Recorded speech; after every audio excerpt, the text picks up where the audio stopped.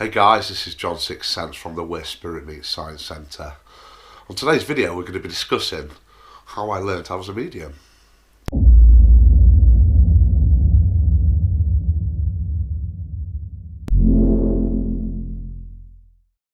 Awful amount is, when did you first know that you had something different about you?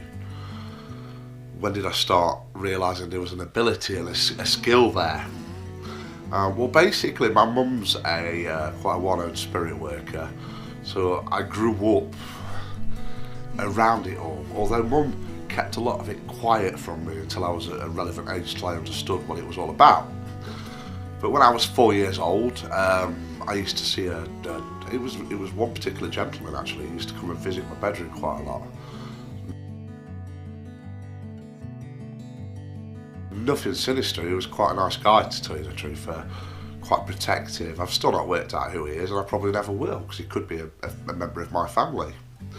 But then going forwards, I started seeing more and more, and I was looking around people, and I started seeing people with them. Then, as I got to an age of about 12 or 13, Mum kind of explained to me what it were that she did for a living, and it all fitted into place and it made sense. I then started getting what's called an empathic skill, where I'd be in I'd be in someone's company, and let's say they had a pain in the left-hand side of the body. I would feel a pain, not to as much of an extent as them, but I'd feel something in the left-hand side of my body. Let's say somebody was quite sad or emotional, I'd start feeling quite sad and emotional. And it grew from there, and I found that the longer I do it, the more skills I pick up. But the basis of what I am is a seer of spirits. I do sense spirits quite well, so I don't have to see them, they could just be in the vicinity. And a lot of people ask me, did it scare me? Well, I can't remember ever being scared, because if you can imagine, it's something I've always been able to do. So it's like someone who people with sight, they've always been able to see. So it's nothing special to them or nothing new. So it's just kind of been something that's built into me. I've never had a fear of it. The part of my job that I love doing is I love helping people. There's nothing more than you see when someone gets closure because you've been able to give them some information that was very relevant, and that really does hit home. But then there's the parts of my jobs that's very difficult. So I'll give you an example. There's sometimes we just can't get a certain person these people want, and we don't know why. It could be too early, or it could be a block in place. It's very rare it happens, but it can happen. You also have all the negative aspects of it.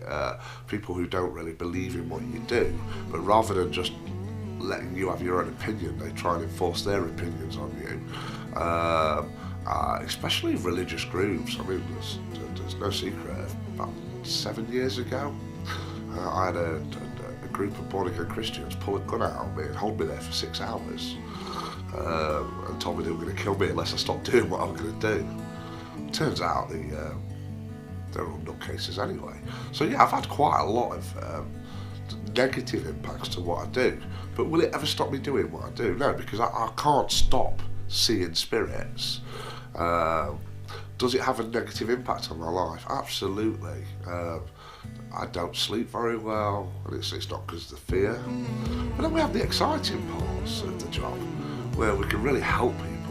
Or I love the paranormal investigations, where we go out investigating locations, and I'm able to retrieve information that's been lost for centuries. I love the fact of, you've got your skeptics that come with respect, but then you're able to push them over the fence and show them the reality of this afterlife, and it really opens people's minds and gets them excited for the future. Since I met Joe's obviously, as you all know, is another psychic medium, and she's my partner, my missus. Makes life a lot easier because I've got someone who really understands what I go through on a daily basis, because she shares that. Would I wish this upon anyone else? Sometimes no. I mean, my little boy's starting to, well, he's always been able to see, but he should have lost it by now. I mean, I understood he'd probably end up being a medium, but I wouldn't want it for him. There's other things in life I'd prefer for him to do, but I've got to take on board what he does and adapt with it and go with it. People ask sometimes, again, why I'm so blunt, and it's just because I am who I am. I'm still a standard bloke who, plays computer games, likes a pint, smokes like a trooper, but because I see spirits doesn't change the kind of person I am. Some people avoid speaking to me in case I'm picking up stuff about them, and it's like, I mean, on the internet they're all, bigging you up, but then when you see them, you walk past them in town and they don't say hello to you. They'll just look at you staring, and I think to myself, I wish you'd just come and say hello, because it makes you feel like a bit of a freak. But then they're really nice people because they follow you, they support you, but they just don't know what's going on in here. Well, the reality of it, guys, is I can't read anyone's minds, not at all. The information I get is given to me via people that's passed away. So trust me, I ain't going to start reading your mind. I can't do stuff like predict lottery numbers or bingo numbers. It's just without the realm of possibility. As I say, my limits are communicating with people that have passed away.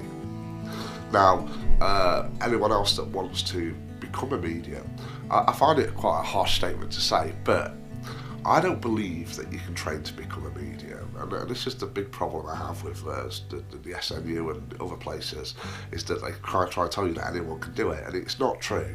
I believe that you've got to have something to start with, and then you've got to build upon it.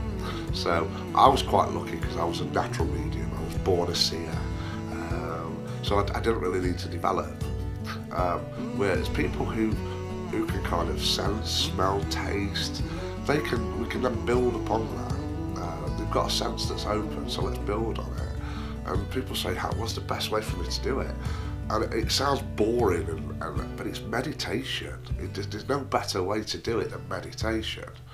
I try and teach all my staff to meditate as much as possible. I did a meditation video on YouTube which you can look at, and it's quite interesting.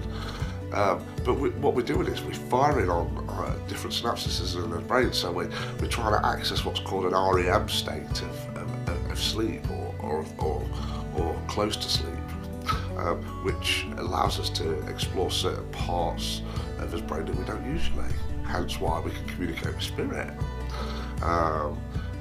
I don't buy into this, that a lot of mediums say that they were kissed by an angel or God gave them the gift. I truly don't believe all that. I believe that it's known that we can only access a certain amount of our brain's capacity. But let's say that for some unknown reason, I can access another 0.1%, which allows me to see the afterlife. I believe that's the only reason it works. But I welcome anyone's opinions. I'm not correct on everything I say. This is just my opinion, but it's not led me wrong so far. Well, I hope that's cleared a few questions up for everybody. I'd love to see your comments, and keep in touch. Thank you, guys.